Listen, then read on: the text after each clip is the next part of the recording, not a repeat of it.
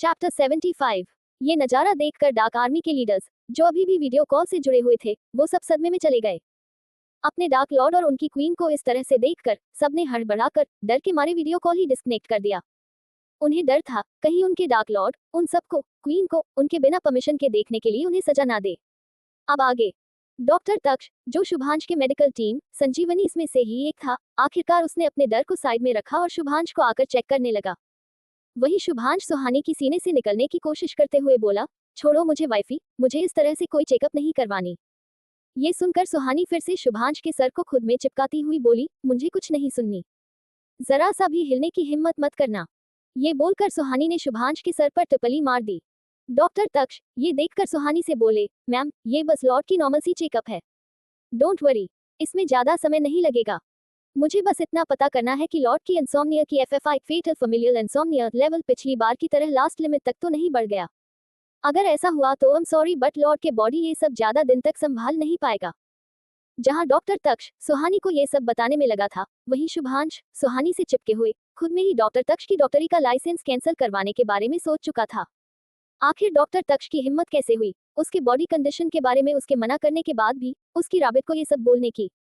वही सुहानी डॉक्टर तक्ष से बोली, ठीक है डॉक्टर, पहले आप अपना चेकअप पूरा करिए, इसके बाद मुझे आपसे कुछ जरूरी बात करनी है। डॉक्टर तक्ष भी सुहानी की बात सुनकर हाँ में सर हिला दिए और शुभांश के चेकअप शुरू कर दिए। पर डॉक्टर तक्ष को इस तरह से शुभांश को चेक करने में प्रॉब्लम हो रही थी, इसलिए वो शुभांश से बोला, लॉर्ड आप प्लीज सीधे होकर लेट जाए, अगर आप मैम से चिपके रहेंगे तो मैं आपका चेकअप कैसे करूंगा। ये सुनकर शुभांश अपने सर्द आवाज में उससे बोला, she is your lady Lord, it would be better if you always keep this in your mind. Otherwise, I will not leave anything worth saying to your tongue. And I don't think I need to tell you how to respectfully address your lady lord. Am I right, Dr. Taksh? ये आपकी lady Lord है। बेहतर होगा कि आप हमेशा इस बात को अपने दिमाग में रखें, वरना मैं आपकी जुबान को कुछ भी कहने की लायक नहीं छोड़ूंगा। और मुझे नहीं लगता कि मुझे आपको ये बताने की जरूरत है कि अपनी लेडी लॉर्ड को रिस्पेक्टफुली कैसे एड्रेस किया जाए। क्या मैं सही कह रहा हूँ डॉक्टर तक्ष? शुभांश की इतनी सर्द आवाज सुनकर डॉक्टर तक्ष अंदर तक कांप गया और बोला, यस यस लॉर्ड, मैं याद रखूंगा। शुभांश अभी भी सुहानी से चिपका हुआ था। डॉक्टर तक्ष ने जब शुभांश को सीधे लेटने को कहा, सुहानी ये सुनने के बाद जब अभी भी शुभांश को खुद से चिपके हुए देखती है, वो शुभांश से बोली, मॉन्स्टर डरो मत, मैं हूं ना, इंजेक्शन से तुम्हें बिल्कुल दर्द नहीं होगा, लेट जाओ चलो। ये बोलकर सुहानी खुद से शुभांश को दूर करने को हुई तो शुभांश किसी गोंद क्लू की तरह उससे चिपकते हुए बोला, नहीं, तुमने ही तो मुझे मूव होने के लिए मना किया, मैं अपनी राबित की बात कैसे टाल सकता हूँ। अब तो मैं ऐसे ही रहूंगा, तुम्ही ने तो मुझसे कहा ना कि मैं ऐसे ही रहूं, इसलिए अब तो मैं ऐसे ही रहूंगा। इतना बोलकर उसने अपना ग्रीप सुहानी पर और टाइट कर दिए। वही तक्ष को रोना आ रहा था, आखिर उसके लॉर्ड को क्या हो गया है, उसके लॉर्ड कॉपरेट करे तो ही तो वो चेकअप करेगा ना। तक्ष अभी भी सिंगल था, अपने सामने अपने लॉर्ड और लेडी लॉर्ड को लवी डवी होते हुए देखकर उसको उन दोनों से जलन हो रही थी। वो मन ही मन रोता हुआ बोला, मुझसे अब ये सब नहीं देखा जाएगा, ये दोनों बेचारे एक सिंगल को ऐसा करके जेलस महसूस नहीं करवा सकते। थोड़ी देर पहले जब शुभांश अपने राबित को खुद को छोड़ने के लिए बोल रहा था, तो सुहानी तब उसे छोड़ने के लिए तैयार नहीं थी, और अब जब सुहानी उसे छोड़ने के लिए कह रही थी तो अब शुभांश उसे छोड़ना ही नहीं चाहता था। दूसरी ओर देव जी शुभांश को इस तरह से अपनी बेटी से चिपका हुआ देखकर और भी जल भूनकर कोयला हुए जा रहे थे, इसलिए उनका ध्यान बटाने के लिए मैक्स उनको कियान के मॉम डैड से मिलवाने उस डिपार्टमेंट में ले गया जहां कियान के मॉम डैड को ट्रीट किया जा रहा था। लेकिन बेचारा कियान अभी तक अपने मॉम डैड से मिल नहीं पाया था। शुभांश ने उसे साफ मना कर दिया था हॉस्पिटल आने को, इसलिए उसे ना चाहते हुए भी शुभांश के मेंशन पर रुकना पड़ा। उधर सुहानी ने जब देखा शुभांश अभी भी हिलने को तैयार नहीं है, उसने एरिक का सिखाया हुआ मूव इस्तेमाल करके उसे जबरदस्ती बेड पर लेटा दिया। शुभांश सुहानी की इस मूव को देखकर ही समझ गया कि सुहानी सच में बहुत जल्दी अपने ट्रेनिंग को सक्सेसफुली ग्रैब कर रही है, क्योंकि सुहानी ने इस वक्त शुभांश पर जो मूव इस्तेमाल किया था वो अपने आप में ही बहुत ट्रिकी था, जो हर कोई चाहकर भी नहीं सीख सकता था। शुभांश अपने राबित को स्ट्रांग बनते हुए देखकर अंदर ही अंदर बहुत खुश था। सुहानी ने जब देखा उसने अपना मूव सक्सेसफुली परफॉर्म कर दिया है, वो भी खुश हो गई। वो डॉक्टर तक्ष से बोली, आपका काम हो गया डॉक्टर, अब जल्दी से चेकअप करिए। सुहानी की बात सुनकर डॉक्टर तक्ष ने भी देर नहीं किया और शुभांश का प्रॉपर चेकअप करने के बाद हैरान होकर खुश होते हुए बोला, लॉर्ड क्या हमारे मेडिसिन रिसर्च टीम ने आपके बीमारी का मेडिसिन बना लिया है? ऐसा लगता है आपका शरीर इस दौरान अच्छे से नींद ले रहा है, जिस वजह से आपका ब्रेन काफी हद तक रिलैक्स नजर आ रहा है। अगर ऐसे ही आपके शरीर को प्रॉपर नींद मिलता रहा तो आपको अपनी सेहत को लेकर ज्यादा चिंता करने की जरूरत नहीं पड़ना चाहिए। शुभांश तक्ष की बात सुनकर खुद में ही बोला, जो काम आज तक मेरी संजीवनी का टीम नहीं कर पाया, वो काम सिर्फ मेरी राबिट की मौजूदगी ने कर दी। भले ही संजीवनी के पास हर एक के लाइलाज बीमारी का इलाज है, पर आज तक संजीवनी का टीम मेरे बीमारी का कोई तोड़ नहीं ढूंढ पाए। आखिर ढूंढते भी तो कैसे? इस दुनिया में ऐसा कोई नहीं है जो किसी के लिए सुकून की दवा बना सके, और मेरी बीमारी को सिर्फ मेरी सुकून ही ठीक कर सकता है। अब जब मेरी सुकून, मेरी लिटिल राबिट मेरे पास है, तो मुझे सुकून की नींद कैसे ना आता। उधर सुहानी तक्ष की बात सुनकर खुश तो हुई, लेकिन वो ये भी नहीं भूली थी कि आज सुबह ही शुभांश को चक्कर आए थे। सुहानी डॉक्टर तक्ष से बोली, डॉक्टर, लेकिन आज सुबह ही इस मॉन्स्टर को चक्कर आ रहे थे। तक्ष अपनी लेडी लॉर्ड की बात सुनकर बोला, ये नॉर्मल है लेडी लॉर्ड, फिर भी आप चिंता मत करिए, आगे से ऐसा ना हो, इसलिए मैं लॉर्ड को एक इंजेक्शन दे देता हूँ। और आप इस बात का जरूर ध्यान रखें कि लॉर्ड को ज्यादा से ज्यादा नींद मिल सके।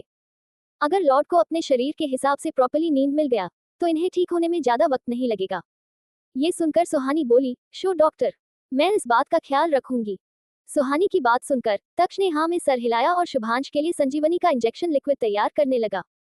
जब इंजेक्शन इंजेक्ट करने के लिए तैयार हो गया तब वो शुभांश के पास आकर बोला, लॉर्ड आप प्लीज अपने शर्ट के आस्तीन को कंधे से नीचे कर दीजिए। ये सुनकर सुहानी आगे आए और शुभांश की शर्ट के आस्तीन को नीचे करने के लिए उसके बटन अनबटन करना शुरू कर दी। जैसे जैसे सुहानी शुभांश के एक एक बटन अनबटन करती जा रही थी, वैसे वैसे शुभांश का extremely hot muscular body, well built muscles के साथ सुहानी के सामने आते जा रहा था। शुभांश का emerging V shaped 8 pack abs Suhani को उन पर से नजर न हटाने के लिए मजबूर कर रहे थे। शुभांश का स्किन टोन इन सालों में कई ज्यादा इन्हांस हो चुका था। शुभांश की स्किन के रंगत में अब एक कमाल का ग्लोइंग कम्प्लेक्शन आ चुका था। साथ ही उसका स्किन बहुत ही ज्यादा स्मूथ और फ्लॉलेस होने के साथ साथ परफेक्टली वेल शेप्ड और फैबुलसली स्ट्रॉन्गेस्ट लग रहा था। चैप्टर 76। शुभांश का स्किन टोन इन सालों में कई ज्यादा इन्हांस हो चुका था। शुभांश की स्किन के रंगत में अब एक कमाल का ग्लोइंग कम्प्लेक्शन आ चुका था। साथ ही उसका स्किन बहुत ही ज्यादा स्मूथ और फ्लॉलेस होने के साथ साथ परफेक्टली वेल शेप्ड और फैबुलसली स्ट्रॉन्गेस्ट लग रहा था। अब आगे सुहानी शुभांश का ब्रेथटेकिंग बॉडी देखकर और आश्चर्यचकित रह जाती है। डॉक्टर तक्ष सुहानी को इस तरह से रुकते हुए देखकर बोला, लेडी लॉर्ड क्या हुआ, आप रुक क्यों गई? वहीं शुभांश सुहानी को इस तरह से अपने बॉडी को देखते हुए देखकर कनिंग स्माइल कर रहा था। सुहानी तक्ष की आवाज सुनकर हड़बड़ा गई और बोली, कुछ नहीं, कुछ भी तो नहीं। इतना बोलकर उसने शुभांश की शर्ट की आस्तीन को उसके कंधे से नीचे कर दी। ये देखकर तक्ष आगे बढ़ा। इससे पहले कि तक्ष शुभांश को इंजेक्शन लगाता सुहानी तक्ष से बोली, केयरफुल, धीरे से करना, ठीक है? सुहानी की इतनी फिक्र भरी टोन सुनकर तक्ष धीरे से मुस्कुराते हुए मन में बोला, और हमारी लेडी लॉर्ड कितनी मासूम है। हमारे लॉर्ड जो एक बुलेट तक को भी अपने हाथों से क्रश करने की ताकत रखते हैं, उनको भला एक छोटी सी निडल से क्या ही फर्क पड़ेगा। Lady lord is so innocent. Suhani की फिक्र भरी टोन सुनकर तक्ष सुहानी से बोलने ही जा रहा था कि आपको चिंता करने की कोई जरूरत नहीं लेडी लॉर्ड। लॉर्ड को बिल्कुल भी इस छोटे से इंजेक्शन से डर नहीं लगता। शुभांश की डरावने आंखों ने उसे ये करने के लिए रोक दिया। शुभांश मन में बोला, जब मेरी राबिट मेरा केयर कर रही है तो तुम्हारी हिम्मत कैसे हुई उसे ऐसा करने से रोकने की। तक्ष को अपने हालत पर रोना आ रहा था। वो शुभांश के नजरों को ही देखकर समझ गया था कि उसके साथ कुछ अच्छा नहीं होने वाला है। उसको ऐसा लग रहा था जैसे उसके सर पर तलवार लटका हुआ है, जो किसी भी वक्त उसका सर धड़ से अलग कर सकता था। तक्ष ने अपने डर को जैसे तैसे संभाला और शुभांश को इंजेक्शन लगा दिया। इस दौरान सुहानी शुभांश का ध्यान इंजेक्शन के दर्द से हटाने के लिए शुभांश के चेहरे को अपने दोनों हाथों से अपनी तरफ करते हुए शुभांश को पैशनेटली किस करने लग गई। शुभांश ने सुहानी से इस तरह की हरकत की उम्मीद अपने सपनों में भी नहीं की थी। अपने होठों पर सुहानी के होठों को फील करके शुभांश का दिल जोर जोर से धड़कने लग गया। वहीं तक्ष उन दोनों को ऐसे देखकर जल्द से जल्द अपना काम निपटाकर वहां से भाग गया। वो अब और इन दोनों का लवी डवी मोमेंट देखकर और जेलस नहीं फील करना चाहता था। उधर शुभांश सुहानी की किस से धीरे धीरे मदहोश हुए जा रहा था। धीरे धीरे उसका हाथ सुहानी की नेक को सपोर्ट करने कब सुहानी की नेक तक पहुंच गए, शुभांश को खुद ही पता नहीं चला। वही सुहानी इतने सालों बाद अपनी लव कैंडी पाकर कुछ ज्यादा ही खुश थी। वो शुभांश को ऐसे किस कर रही थी जैसे वो शुभांश को पूरा का पूरा ही खा जाएगी। जितना वो शुभांश को किस कर रही थी, उतनी ही सुहानी को शुभांश का नशा होता जा रहा था। शुभांश भी सुहानी की हंगफल किस को बहुत अच्छे से महसूस कर पा रहा था। उसका माइंड ब्लैंक हो चुका था अपनी राबिट की बोल्ड साइड देखकर। आज सुहानी की किस से शुभांश को ऐसा महसूस हो रहा था जैसे सुहानी ने उसे अपने आगोश में कुछ इस तरह ले लिया है कि वो चाहकर भी सुहानी से दूर नहीं जा सकता था। शुभांश को अपना हाथ पैर जमता हुआ महसूस हो रहा था। वो भी अपनी राबिट से बिल्कुल दूर नहीं होना चाहता था, इसलिए वो भी सुहानी का साथ देने लगा। दोनों को ही एक दूसरे में खोए हुए 1 घंटा कैसे बीत गया, उन दोनों को पता ही नहीं चला। जब 1 घंटे के बाद दोनों एक दूसरे से अलग हुए, शुभांश बिना वक्त गंवाए अपनी राबित की नेक में अपना चेहरा छुपा लिया और अपने दोनों हाथों से सुहानी की कमर को अच्छे से पकड़ते हुए सुहानी को अपने आगोश में ले लिया। कुछ पल तक दोनों चुप रहकर अपनी बढ़ती हुई सांसों को नॉर्मल कर रहे थे। जब दोनों शांत हो गए, तब शुभांश ऐसे ही सुहानी की गर्दन में अपना चेहरा छिपाते हुए अपने डीप मैनली आवाज में बोला, rabbit I need you, please अब मुझसे दूर मत जाना। मैं समझता हूँ तुम क्यों मुझसे गुस्सा हो, पर यकीन मानो रैबिट, मैंने उस वक्त जो कुछ भी किया, उसका एक बहुत बड़ा रीजन था। लेकिन इससे पहले कि मैं इस बारे में तुमसे बात कर पाता, तुम मुझसे दूर चली गई। ये बोलकर शुभांश कुछ पल रुका और अपनी भारी आवाज में बोला, लिटिल रैबिट, तुम जो सोच रही हो वो पूरा सच नहीं है। तुम्हारी फैमिली पूरी तरह से सेफ है। मैंने सच में किसी को भी कुछ भी नहीं होने दिया। दादी, दादू, रैबिट मॉम, सुहानी की मॉम, जिनको शुभांश प्यार से रैबिट मॉम बुलाता है, सब जहाँ कहीं भी है सेफ है। तुमने ये कैसे सोचा रैबिट कि मैं तुम्हारी फैमिली को नुकसान पहुंचाने के बारे में सोच भी सकता हूँ? मैंने ऐसा करने के लिए इसलिए सोचा क्योंकि तब तुम्हारे दादाजी के कुछ दुश्मन कपूर फैमिली को जान से मारने की प्लानिंग कर रहे थे। इसलिए मुझे उस वक्त वो सब कुछ करना पड़ा, जिस वजह से उन लोगों को लगे कि तुम्हारे कपूर फैमिली के सारे सदस्य मारे जा चुके हैं। अगर मैं चाहता तो उन सबको मैं चुटकियों में मसल सकता था, लेकिन तुम्हारे दादाजी ने मुझे ऐसा करने के लिए साफ मना कर दिया। मैंने उनको बोला भी, मैं उनकी मदद कर सकता हूँ, लेकिन उन्होंने साफ मना कर दिया और बोले वो अब उन सब मामलों से खुद निपटना चाहते हैं और अपने कपूर इंडस्ट्रीज को अपने बलबूते पर वापस हासिल करना चाहते हैं। इसलिए उन्हें कुछ वक्त की जरूरत थी। इसलिए वो कुछ दिन बाहरी दुनिया से दूर रहकर अपने कपूर फैमिली को गुमनाम रूप से पहले से भी कहीं ज्यादा मजबूत बनाना चाहते थे। तुम्हारे दादाजी बोले अगर मैं उनकी मदद करना चाहता हूँ तो मैं वही करूँ जो वो मुझे करने बोल रहे हैं, और मैंने तब बस वैसा करके उनकी डिसीजन को रिस्पेक्ट करते हुए उनकी मदद की। लेकिन उनका सख्त निर्देश था कि इन सब के बारे में तुम्हें पहले से कुछ ना बताया जाए। इसलिए इससे पहले कि शुभांश कुछ और बोलता, सुहानी शुभांश को खुद से दूर करती हुई बोली, अगर तब तुमने मुझे वो सब बताना सही नहीं समझा तो अब क्यों बता रहे हो? और हाँ, ये मत समझो कि मैं ये जानने के बाद कि मेरी मॉम, दादा, दादी, डैड और राहा सब सही सलामत हैं, मैं तुम्हें माफ कर दूंगी। अगर तुम ये सब सोचकर मुझे आज ये सब बता रहे हो तो भूल जाओ, समझे? ऐसा कुछ नहीं होने वाला।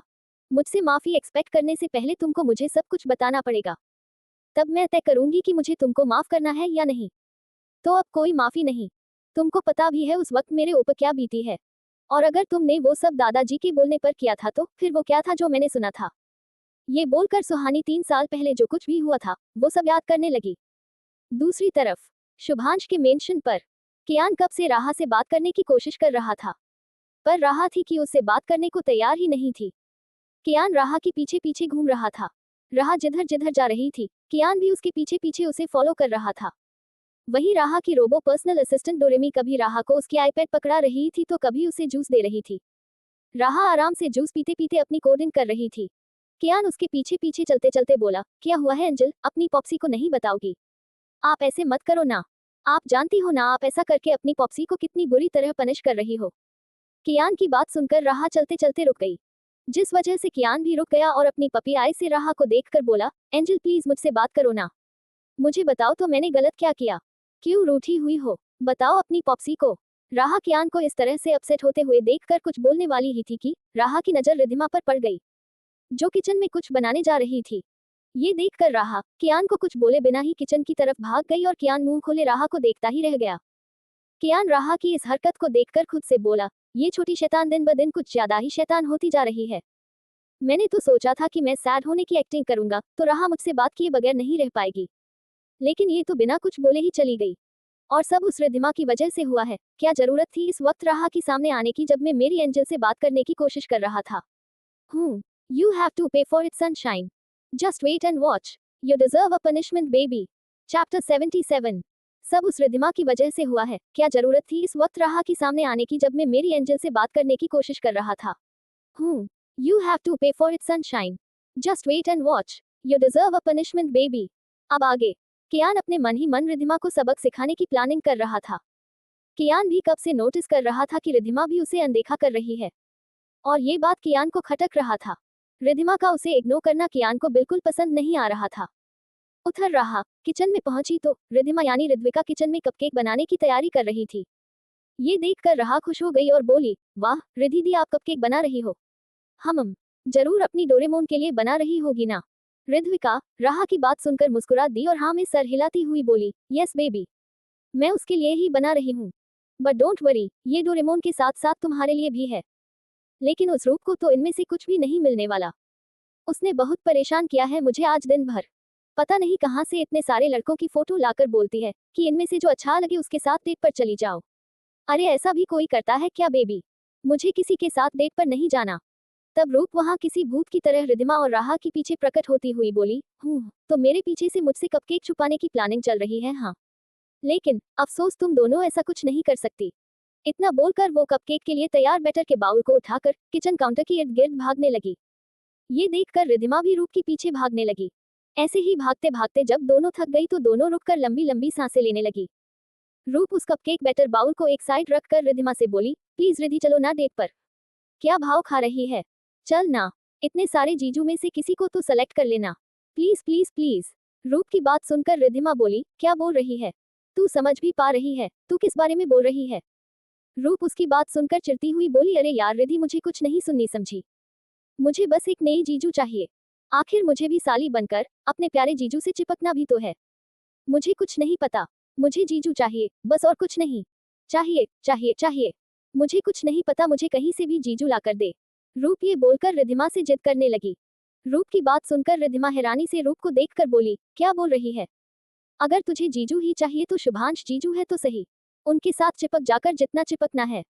रूप को रिद्धिमा की बात सुनकर एक पल के लिए वो वक्त याद आ गया जब शुभांश के बॉडीगार्ड्स में से एक ने उसके शुभांश के पास जाने से पहले ही उसे किसी किटन की तरह उसकी टी शर्ट के गले को पकड़कर ऊपर उठा लिया था। फिर कैसे उस बॉडीगार्ड ने इतने बेरहमी से उसे ऊपर से ही जमीन पर गिरने के लिए छोड़ दिया था। ये सब याद आते ही रूप बोली, शुभांश जीजू उनके पास तो मैं तब भी ना जाऊं जब तू खुद भी मुझे जबरदस्ती उनके पास भेजे। एक तो मैं उन पर गुस्सा हूँ। दूसरी बात यह है कि उनका चेहरा इतना ज्यादा कोल्ड और डोमिनेटिंग है कि मैं चाहकर भी उनसे फ्लर्ट नहीं कर सकती। कहीं आधी घरवाली बनने की चक्कर में वो मुझे किसी की पूरी घरवाली बनने से पहले ही इस दुनिया से अलविदा ना कर दे। मुझे कुछ नहीं पता, मुझे तेरा ही पति चाहिए छेड़ने के लिए। उधर राहा रूप की बात सुनकर अपना मुंह पकड़कर हंसे जा रही थी। वही रिद्धिमा बेचारी को तो समझ नहीं आ रही थी कि आज ये रूप की बच्ची उसके होने वाले पति के पीछे क्यों पड़ गई है। रुक्षित और कियान कुछ समय पहले से ही किचन के बाहर खड़े होकर रूप की बात सुन रहे थे। रुक्षित गुस्सा करते हुए मन में बोला, ये नौटी किटन तो दिन ब दिन ठरकी किटन बनती जा रही है। इसका तो कुछ करना पड़ेगा। बहुत शौक चढ़ा है ना दूसरों के पति के साथ फ्लर्ट करने की। रुको तुम्हें तो मैं छोड़ूंगा नहीं। जहां रुक्षित की गुस्सेल नजर रूप पर था, वहां कियान उन फोटोज को घूर कर देखे जा रहा था जो रूप की हाथों में थी। रूप उन फोटोज को कुछ इस तरह से पकड़ रखी थी कि कियान उन सभी फोटोज को साफ देख पा रहा था। रूप के पास जितने भी लड़कों के फोटोज थे, सब के सब एक से बढ़कर एक थे। सारे लड़के एक से बढ़कर एक हैंडसम थे। रिद्धिमा रूप को कुछ बोलने ही वाली थी कि रुक्षित और कियान को देखकर वो रुक गई और कुछ सोचने लगी। रिद्धिमा रूप की हाथों से वो फोटोज लेकर एक एक करके उनको देखने लगी। देखते ही देखते रिद्धिमा ने अपने लिए 4 लड़कों को चुन लिया और रूप से उन चुनिंदा लड़कों के फोटो पर पॉइंट करती हुई बोली, इसे इसे इसे और इसे डेट पर बुला ले। मैं डेट नाइट के लिए तैयार हूँ। रिद्धिमा की बात सुनकर रूप आंखें फाड़े रिद्धिमा को देखने लगी। उसे यकीन नहीं हो रही थी, जो लड़की कभी किसी लड़के को भाव तक नहीं देती थी, आज उसने एक फ्लैश में अपने लिए 4 लड़कों को सिलेक्ट भी कर लिया। उधर रूप को अपनी सोच में ही गुम छोड़कर रिद्धिमा अपनी डोरेमोन के लिए कपकेक बेक करने लग गई। इधर कियान गुस्से में आगे बढ़ा और राहा से बोला, अब बस हो गया एंजल। कब से देख रहा हूँ मैं, तुम मुझे इग्नोर करने की कोशिश कर रही हो। चलो मेरे साथ। मुझे लगता है पॉप्सी ने आपको कुछ ज्यादा ही ढील दे दिया है। इतना बोलकर वो आगे बढ़ा और अपने एक हाथ से ही राहा को अपने गोदी में उठाकर अपने कमरे में लेकर चला गया। वहीं रुक्षित रूप को घूर घूर कर देखे जा रहा था। तब रुक्षित कुछ सोचकर विस्पा को बुलाने लगा। रुक्षित की आवाज सुनकर ही विस्पा वहां रेंगते हुए आया और अपनी डीप पिंक कलर आंखों से रुक्षित को ऐसे देखने लगा जैसे वो जानना चाह रहा हो कि रुक्षित ने उसे यहाँ क्यों बुलाया। विस्पा की नजरों को समझकर रुक्षित ने इशारों इशारों में ही विस्पा को कुछ हिडन कमांड दे दिए। उसे समझकर विस्पा धीरे धीरे रूप की नजदीक बढ़ने लगा। विस्पा को अपने पास आते हुए देखकर रूप की सीटी पिट्टी गुम हो चुकी थी। वो डरती हुई विस्पा से बोली, अरे रुको, तुम वहीं पर रुक जाओ, वरना मैं तुम्हें पीट दूंगी। तुमको पता नहीं है, आज ही एरिक ने मुझे कुछ नए मूव सिखाए हैं। अगर मैं चाहूँ ना अभी के अभी तुम्हें यही पटक पटक कर मार सकती हूँ। लेकिन मैं ऐसा नहीं करूंगी। मुझे बेजुबान जानवर को चोट पहुंचाना बिल्कुल अच्छा नहीं लगता, इसलिए दूर रहो मुझसे। रिद्धिमा भी विस्पा को रूप के पास जाती हुई देखकर डर गई थी। तभी रुक्षित ने उसे आंखों ही आंखों में समझा दिया कि मैं हूं ना, मेरे रहते कुछ गलत नहीं होगा रूप के साथ। रिद्धिमा ये देखकर ही समझ गई कि रुक्षित बस रूप को परेशान कर रहा है। फिर वो बेफिक्र होकर अपना कपकेक बनाने में लग गई। रुक्षित मन ही मन रूप को विस्पर से डरते हुए देखकर खुश हो रहा था। वो मन ही मन बोला, आज मैं गिन गिन कर तुमसे बदला लूंगा नॉटी किटेन। मुझे थिफी बोल रही थी ना, अब तुम देखोगी ये थिफी तुम्हारा क्या क्या चोरी करता है। इधर विस्पर देखते ही देखते आगे बढ़ा और रूप को अपनी पुछ में पकड़कर उसे रुक्षित के बेड पर लाकर छोड़ दिया, जिस वजह से वो धड़ाम से बिस्तर पर गिरी। रुक्षित भी अब तक किचन से अपने कमरे में आ चुका था। अपने बेड पर रूप को देखकर रुक्षित के होंठों पर एक डेविल स्माइल आ गई। वो बेड के नजदीक आया और विस्पर को बाहर भेजने के बाद वो रूप के ऊपर आकर बोला, तो तुम्हें फ्लर्ट करना है ना?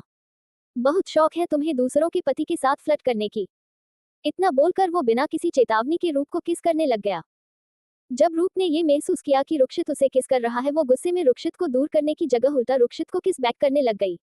जब रुक्षित को एहसास हुआ कि रूप उसे किस कर रही है, धीरे धीरे वो भी और डिपली रूप को किस करने लगा। किस करते हुए रुक्षित के हाथ रूप को पेट पर हरकत कर रहे थे। जैसे जैसे उनका किस गहरा होता जा रहा था, वैसे वैसे रुक्षित की पकड़ रूप की पेट पर कसती जा रही थी। चैप्टर 78। जब रुक्षित को एहसास हुआ कि रूप उसे किस कर रही है, धीरे धीरे वो भी और डिपली रूप को किस करने लगा। किस करते हुए रुक्षित के हाथ रूप की पेट पर हरकत कर रहे थे। जैसे जैसे उनका किस गहरा होता जा रहा था, वैसे वैसे रुक्षित की पकड़ रूप की पेट पर कसती जा रही थी। अब आगे, जहां एक तरफ रूप यानी रूहानी और रुक्षित एक दूसरे में खोए हुए थे, वहीं सुहानी 3 साल पहले की यादों में खोई हुई थी। उसकी दिमाग में अभी शुभांश की बोली हुई बातें ही घूम रही थी कि मैंने सच में किसी को भी कुछ भी नहीं होने दिया। दादी, दादू, रॉबिट मॉम, सब जहां कहीं भी है सेफ है। तुमने ये कैसे सोचा रॉबिट की मैं तुम्हारी फैमिली को नुकसान पहुंचाने के बारे में सोच भी सकता हूँ? मैंने ऐसा करने के लिए इसलिए सोचा क्योंकि तब तुम्हारे दादाजी के कुछ दुश्मन कपूर फैमिली को जान से मारने की प्लानिंग कर रहे थे। इसलिए मुझे उस वक्त वो सब कुछ करना पड़ा, जिस वजह से उन लोगों को लगे कि तुम्हारे कपूर फैमिली के सारे सदस्य मारे जा चुके हैं। अगर मैं चाहता तो उन सब को मैं चुटकियों में मसल सकता था, लेकिन तुम्हारे दादाजी ने मुझे ऐसा करने के लिए साफ मना कर दिया। मैंने उनको बोला भी मैं उनकी मदद कर सकता हूँ, लेकिन उन्होंने साफ मना कर दिया और बोले वो अब उन सब मामलों से खुद निपटना चाहते हैं और अपने कपूर इंडस्ट्रीज को अपने बलबूते पर वापस हासिल करना चाहते हैं। इसलिए उन्हें कुछ वक्त की जरूरत थी। इसलिए वो कुछ दिन बाहरी दुनिया से दूर रहकर अपने कपूर फैमिली को गुमनाम रूप से पहले से भी कहीं ज्यादा मजबूत बनाना चाहते थे। तुम्हारे दादाजी बोले अगर मैं उनकी मदद करना चाहता हूँ तो मैं वही करूँ जो वो मुझे करने बोल रहे हैं, और मैंने तब बस वैसा करके उनकी डिसीजन को रिस्पेक्ट करते हुए उनकी मदद की। लेकिन उनका सख्त निर्देश था कि इन सब के बारे में तुम्हें पहले से कुछ ना बताया जाए। उद्धरण चिन्ह। शुभांश की बोली हुई बातें बार बार सुहानी की दिमाग में हिट कर रही थी। शुभांश की बातों को बार बार अपने दिमाग में रिपीट करके सुहानी खुद को इस बात की यकीन दिलाने की कोशिश की कि उसके मॉन्स्टर वाले हीरो ने उसे कभी धोखा नहीं दिया होगा। जरूर कुछ तो अभी भी छूट रहा है, पर क्या? ये सब बातें सुहानी अपने मन में बोलती हुई 3 साल पहले की उस दिन को याद करने लगी, जिस दिन उसने अपना लगभग सब कुछ ही खो दिया था। फ्लैशबैक। 3 साल पहले, जब एक दिन सुहानी यानी चाहत, शुभांश यानी आरान और अपनी ग्रुप के साथ प्री वेडिंग फोटो शूट करने गई, उस दिन सब लोग एक ही कार में सोम, शुभांश का छोटा भाई, के साथ बैठ गए। आरान भी चाहत के साथ अपने कार में बैठ गया और जस्टिन प्रोमी को सोम के कार को फॉलो करने का ऑर्डर देकर का पार्टीशन वॉल बटन प्रेस करने के बाद चाहत को अपने गोद में बिठाते हुए बोला, थोड़ी देर के लिए सो जाओ लिटिल रॉबिट। जब हम लोकेशन पर पहुंच जाएंगे मैं तुम्हें जगह दूंगा। आरान की बात सुनकर चाहत बोली, पर मुझे नहीं सोना, मुझे बिल्कुल भी नींद नहीं आ रही। चाहत की बात सुनकर आरान चाहत की गले को पकड़ के अपने गले से लगाते हुए बोला, अच्छा ठीक है, अगर नींद नहीं आ रही है तो मत सो। आरान चाहत के साथ बात करते करते उसकी बालों पर प्यार से हाथ फेरा रहा था। चाहत को भी पता नहीं चला कि वो आरान की गोद में कब सो गई।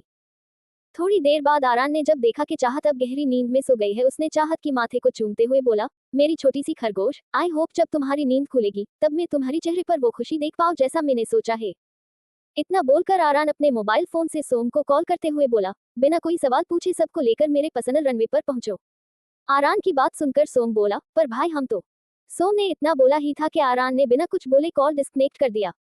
जब सोम ने अपने मोबाइल पर कॉल डिस्कनेक्ट होने की आवाज सुनी, वो मुंह बनाकर बोला, खून खड़ूस डेविल। सोम के एक्सप्रेशन को देखकर आंसू सोम से पूछा, क्या हुआ, तू ऐसी शक्ल क्यों बना रहा है जैसे अभी किसी ने तुझे कड़वा करेला का जूस पिला दिया हो? आंसू की बात सुनकर सोम मुंह फुलाते हुए बोला, भाई का ऑर्डर है कि हम सब डायरेक्ट उनके प्राइवेट रनवे पर पहुंचे। सोम की बात सुनकर सोम के पीछे बैठी हुई रूप एक्साइटेड होते हुए बोली, क्या जीजू इतने पास वाली जगह जाने के लिए भी अपने पर्सनल प्लेन का इस्तेमाल करने वाले हैं?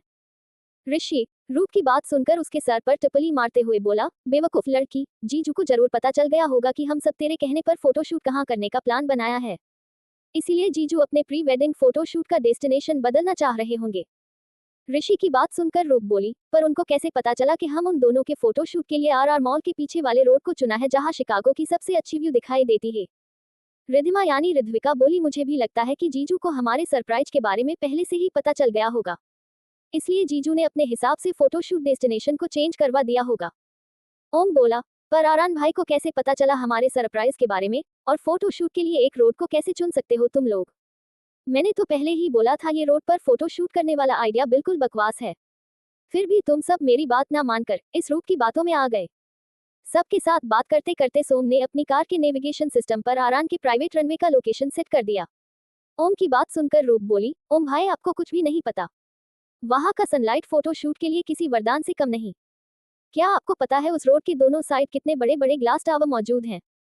यहाँ तक कि उस रोड पर सारी टॉप कंपनीज के बहुत ऊंची ऊंची बिल्डिंग्स भी मौजूद है, जिस वजह से जब सूरज की रोशनी उन ग्लास टावर्स पर रिफ्लेक्ट होते हुए एक के बाद एक ग्लास टावर पर पड़ती है, वहां का नजारा ऐसे लगने लगता है जैसे वहां चारों तरफ रेनबोज ही रेनबोज बन गए हो। कुल मिला के वो जगह नेचर एंड मॉडर्न आर्किटेक्चर का एक माइंड ब्लोइंग मिक्सचर है। शिव रूप की बात सुनकर बोला, तेरी बात तो सही है, पर शायद जीजू के लिए वो जगह कन्वीनियंट नहीं होगी। परी सब की बात सुनकर बोली, जस्ट रिलैक्स गाइस, अगर भाई ने लोकेशन चुना है तो हम सब उनकी चॉइस से बिल्कुल डिसअपॉइंटेड नहीं होने वाले। सब हंसी खुशी आरान के बताए गए डेस्टिनेशन की तरफ जा ही रहे थे कि आरान और सोम की कार को रास्ते में उनके दुश्मनों ने ट्रिक करके उन सबको मारने के लिए जाल बिछा दिए थे। देखते ही देखते आरान और सोम के कार्स ब्लास्ट हो गए। लॉर्ड ऑफ डेविल्स के दुश्मन अपने प्लान को सक्सेस होते हुए देखकर अपनी खुशी संभाले नहीं संभाल पा रहे थे। लेकिन इन सब के बीच आरान के दुश्मन आरान को कम आंक कर बहुत बड़ी गलती कर चुके थे। वो सब उस वक्त ये भूल गए थे कि आरान आज जिस मुकाम पर पहुंचा था वहां पर वो ऐसे ही नहीं पहुंच गया था। उसने ये मुकाम पाने के लिए बड़े से बड़े हर तरह की कठिनाइयों का सामना करने के साथ साथ उसे ड्रग्स के साइड इफेक्ट्स को झेलते हुए दिल को कंपा देने वाला दर्द और एक्सट्रीमली हार्ड ट्रेनिंग से गुजरना पड़ा।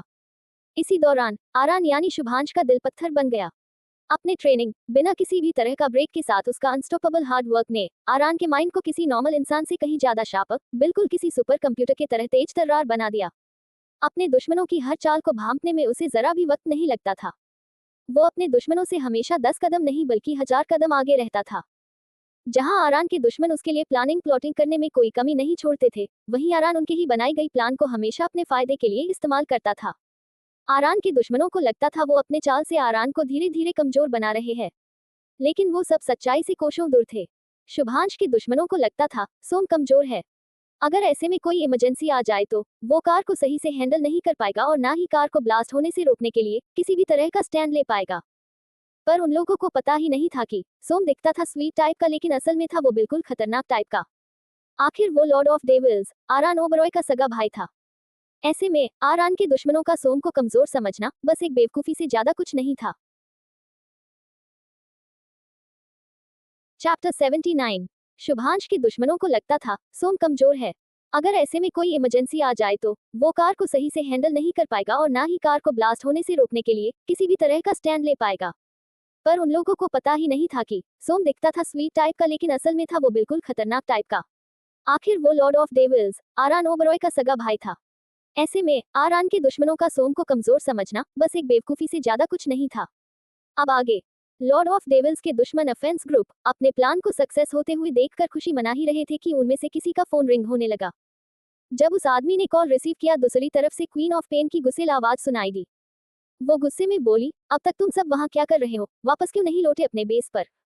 भूलो मत, अभी अभी हमने जिस पर अटैक किया है वो लॉर्ड ऑफ डेविल्स है। भले ही द एम्परर्स किंग ऑर्गेनाइजेशन से कुछ ऑफिसर्स हमारे साथ मिले हुए हैं, फिर भी तुम लोगों का वहां ज्यादा देर तक रुकना सेफ नहीं है।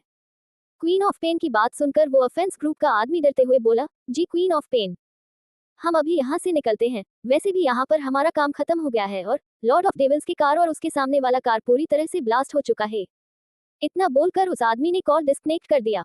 दूसरी तरफ आरान और सोम की कार 100% बम प्रूफ था, जिस वजह से वो कार बाहर से भले ही बुरी तरह जल रहा था, लेकिन असल में अंदर से उस कार के इंटीरियर और उसमें मौजूद किसी को भी थोड़ा सा फर्क नहीं पड़ा था। जिस तरह से वो कार बाहर से जल रहा था, उसे देखकर कोई नहीं कह सकता था कि उस कार के अंदर जो कोई भी होगा वो जिंदा बचा भी होगा। यहाँ तक उस कार में मौजूद एक्सट्रीमली पावरफुल साउंड प्रूफिंग ने बम की आवाज तक को कार के अंदर पहुंचने नहीं दिया। चाहत अभी भी मौजूदा स्थिति से अनजान आरान की बाहों में पीसफुली सो रही थी। अपनी लिटिल रैबिट को इतने सुकून से सोते हुए देखकर आरान हंसते हुए बोला, मेरा प्यारा खरगोश कितनी प्यारी लग रही है सोते हुए, मेरा प्यारा सा लकी स्टार। ये बोलते हुए आरान चाहत की फोरहेंड पर प्यार से किस कर दिया। आरान चाहत में ही खोया हुआ था कि उसका मोबाइल रिंग होने लगा। आरान ने देखा तो उसे किसी तनिषा का वीडियो कॉल आ रहा था। ये देखकर आरान ने एक नजर चाहत को देखा तो वो अभी भी सोई हुई थी। चाहत उसकी आवाज से डिस्टर्ब ना हो, इसीलिए आरान ने चाहत को 1 pair of external sound proofing earbuds उसकी दोनों कानों में पहनाकर उस ईयरबड्स पर 5 टाइम्स टैप करके उस स्पेशल ईयरबड्स की साउंड प्रूफिंग को एक्टिवेट कर दिया। फिर वो वीडियो कॉल रिसीव करके बात करने लगा। वीडियो पर वो लड़की तनिषा कुछ ज्यादा ही सुंदर थी। उसके कपड़ों को देखकर ऐसा लग रहा था जैसे उसने आरान को सेड्यूस करने के लिए ही इतने छोटे छोटे कपड़े पहने थे। आरान ने इस वक्त फोन को ऐसे एंगल से पकड़ रखा था कि तनिषा चाहत को देख नहीं पा रही थी। तनिषा की क्लीवेज इस वक्त आरान के सामने साफ विजिबल हो रही थी। इधर चाहत, जो अब तक सोने की एक्टिंग कर रही थी, वो अपनी एक आंख खोलकर अपनी एक आंख से ही तनिषा को ही घूर रही थी। चाहत तो तभी उठ गई थी जब आरान उसके फोरहेड पर प्यार से किस कर रहा था, लेकिन फिर भी वो आंखें बंद करके लेटी थी। पर जब आरान ने उसकी कान में ईयरबड्स लगाए वो आंखें खोलकर देखने की कोशिश करने लगी कि आरान को किसका वीडियो कॉल आया है, क्योंकि चाहत आरान के फोन की वीडियो कॉल ट्यून भी सुन चुकी थी। इसलिए वो क्यूरियस थी कि उसकी मॉन्स्टर वाले हीरो को किसने वीडियो कॉल किया है। फोन के एंगल की वजह से चाहत और आरान तो तनिषा को देख पा रहे थे, लेकिन तनिषा सिर्फ आरान को देख पा रही थी। जब चाहत ने देखा कि वीडियो कॉल में एक लड़की हद से ज्यादा छोटे कपड़े पहनकर आरान को किस नजर से देख रही है, उसे बहुत गुस्सा आने लगा। भले ही वो कितनी भी मासूम क्यों ना हो, लेकिन चाहत तनिषा की नेगेटिव वाइब को अच्छे से सेंस कर पा रही थी। इसलिए चाहत को गुस्सा आने लगा था कि इतनी बेशरम लड़की से बात करने के लिए आरान ने उसे ईयरबड्स पहना दिए। वो लड़की आरान से क्या बात कर रही होगी, ये सोचकर चाहत ने अपने ईयरबड्स की साउंड प्रूफिंग को ऑफ कर दिए। जहां एक तरफ चाहत और तनिषा का कोल्ड वार लगभग शुरू होने वाला था, वहीं सोम की कार में बम ब्लास्ट की आवाज सुनकर सब सदमे में चले गए थे। क्योंकि सोम की कार भले ही आरान के कार की तरह बॉम्ब प्रूफ था, लेकिन सोम की कार में आरान की कार की तरह इतना स्ट्रॉन्ग नॉइज कैंसलेशन फीचर नहीं था।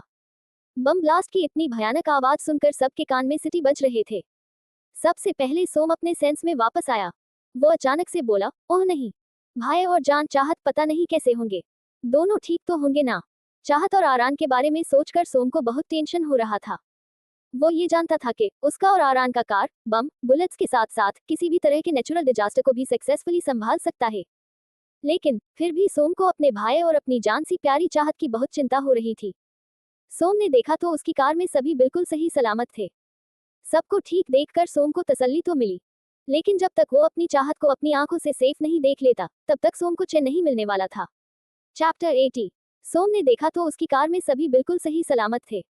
सबको ठीक देखकर सोम को तसल्ली तो मिली, लेकिन जब तक वो अपनी चाहत को अपनी आंखों से सेफ नहीं देख लेता, तब तक सोम को चैन नहीं मिलने वाला था। अब आगे ऋषि, आसू, ओम, शिव, रूप, रिधिमा और परी सोम को परेशान देखकर एक एक करके सोम को समझाते हुए बोले, अरे इतना घबरा मत, चाहत और आरान जीजू भाई बिल्कुल सेफ होंगे। हमें इस वक्त सबसे पहले कार से निकलने के बारे में सोचना चाहिए। उन सब की बात सोम को सही लगी, इसलिए सोम ने अपने आंखें बंद की और खुद को सबसे पहले शांत करने की कोशिश करने लगा। दूसरी तरफ वीडियो कॉल पर तनिषा का हाव भाव देखकर चाहत भड़क चुकी थी। आरान को लग रहा था अभी भी उसकी रैबिट आराम से सो रही है, इसलिए वो बेफिक्र होकर तनिषा से बात कर रहा था। तनिषा के बारे में कहा जाए तो वो द एम्परर्स किंग ऑर्गेनाइजेशन का हेड आरान की ऑफिशियल असिस्टेंट थी, जिसे क्वीन ऑफ पेन ने लॉर्ड के असली पहचान की जासूसी करने द एम्परर्स किंग ऑर्गेनाइजेशन में असिस्टेंट बनाकर भेजी थी, जब शुभांश नहीं सिर्फ आरान हुआ करता था। उस वक्त क्वीन ऑफ पेन को पता नहीं थी कि आरान ही द एम्परर्स किंग ऑर्गेनाइजेशन का हेड लॉर्ड ऑफ डेविल्स है, और न ही वो आरान कहो, शुभांश कहो या लॉर्ड ऑफ डेविल्स, वो इनमें से किसी एक के आइडेंटिटी को भी उनके असली चेहरे के साथ न 3 साल पहले पहचानती थी और न ही 3 साल बाद अब पहचानती है। शुभांश के फेस मास्क की वजह से वो कभी उसे उसके असली चेहरे के साथ देख ही नहीं पाई, इसलिए वो 3 साल पहले तनिषा के थ्रू लॉर्ड ऑफ डेविल्स का रियल फेस कैसा है, ये पता करने के लिए तनिषा को आरान के पास भिजवाई थी। इसके अलावा दूसरी वजह ये थी कि queen of pain the emperor's king organisation को पूरी तरह डिस्ट्रॉय करना चाहती थी, क्योंकि क्वीन ऑफ पेन तब तक अपने मकसद में कामयाब नहीं हो सकती थी जब तक सभी पावरफुल रिसोर्सेज का control the emperor's king organisation के अंडर था। Back to story. Tanisha video call में आरान को देखती हुई सडक्टिवली बोली, हेड आप ठीक तो हैं ना? अभी अभी हमारे ऑफिसर भावेश बंसल ने मुझे इन्फॉर्म किया है कि आपके कार पर अटैक हुआ है। अब जब मैं आपको सही सलामत देख रही हूँ, मेरी इस छोटी सी दिल को आपको ठीक देखकर बहुत सुकून मिल रही है। भले ही तनीषा की बातों से इस वक्त शहद टपक रही थी, लेकिन लॉर्ड ऑफ डेविल को सही सलामत देखकर तनिषा की तन बदन में आग लगी हुई थी। भले ही वो एक तरफ आरान को ठीक देखकर अपने मुंह से अपनी मीठी बातों की शहद टपका रही थी, लेकिन उसके मन में कुछ और ही खिचड़ी पक रही थी। तनिषा अपनी मन में यही सोच रही थी कि द एम्परर्स किंग ऑर्गेनाइजेशन का हेड अब तक जिंदा कैसे है, ये आखिर मरा कैसे नहीं। तनिषा को अपने हेड को सही सलामत देखकर बहुत ज्यादा अफसोस हो रही थी। अगर उस बम ब्लास्ट में द एम्परर्स किंग ऑर्गेनाइजेशन का हेड मर जाता, तो उसकी क्वीन ऑफ पेन की मकसद के बीच की रुकावट हमेशा हमेशा के लिए खत्म हो जाती। इधर तनिषा की चिकनी चुपड़ी बातों को सुनकर आरान का चेहरा बहुत धीरे धीरे कोल्ड होता जा रहा था। उसे बार बार चाहत की दादाजी की बात परेशान कर रही थी। जब सब लोग होटल से फोटोशूट के लिए निकलने ही वाले थे, तब चाहत के दादाजी पीयूष जीत ने तनिषा और क्वीन ऑफ पेन से जुड़े कुछ कॉन्फिडेंशियल इन्फॉर्मेशन को एक लेटर के थ्रू आरान के पास भिजवाए थे, जिसको पढ़ने के बाद आरान ने उस लेटर को जला दिया था। आरान को वो लेटर कब मिला, कैसे मिला, आरान ने उस लेटर को कब पढ़कर डिस्ट्रॉय किया, उस बारे में किसी को भनक तक नहीं लगी। आखिर लगता भी कैसे, जिस चीज को आरान सीक्रेट रखना चाहे, उस चीज के बारे में किसी को तब तक भनक तक नहीं लगती थी, जब तक आरान खुद अपना सीक्रेट रिवील करने को तैयार न हो। वही तनिषा पूरी कोशिश कर रही थी कि वो आरान को वीडियो कॉल के जरिए ही सही लेकिन सेड्यूस कर सके। अब जब आरान बम ब्लास्ट से बच गया था, तो तनिषा अब आरान को मारने से पहले आरान को पूरी तरह से पाना चाहती थी। तनिषा वीडियो कॉल के थ्रू आरान के आकर्षक वेल शेप्ड बॉडी को देखकर धीरे धीरे अपनी सोचने समझने की एबिलिटी खोती जा रही थी। इसलिए तनिषा आरान के हॉटनेस से इम्पेशेंट होकर आरान से बोली, हे क्या आप सच में शादी करने जा रहे हैं, वो भी एक ऐसी लड़की से जिसकी फैमिली अपनी विरासत तक को नहीं बचा पाई। ऐसे में क्या वो लड़की द एम्परर्स किंग ऑर्गेनाइजेशन की लेडी हेड की रिस्पॉन्सिबिलिटी संभाल भी पाएगी। जितना मैं आपको जानती हूँ, आप किसी ऐसी लड़की से शादी तो बिल्कुल नहीं करना चाहेंगे जो आपकी कोई मदद नहीं कर सकती।